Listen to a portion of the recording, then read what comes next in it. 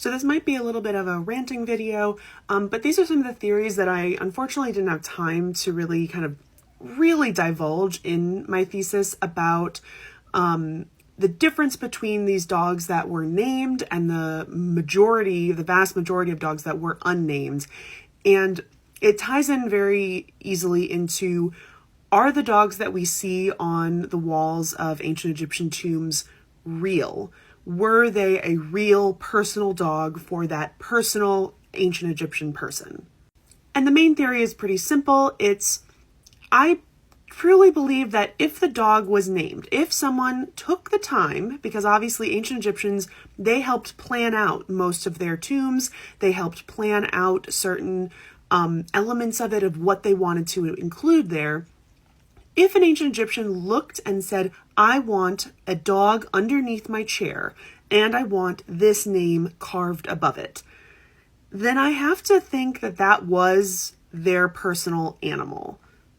This theory, unfortunately, doesn't have a lot of evidence to back it up, because we don't have any examples of ancient Egyptian man carves a dog and names it underneath his chair in his tomb, and then buries the dog in a coffin with the name of that dog.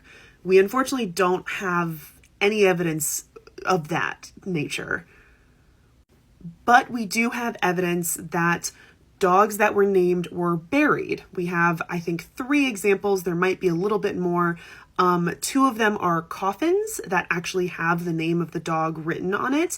And then one is a piece of stone that has a couple lines of text that supposedly came from a dog's tomb near the Giza Plateau.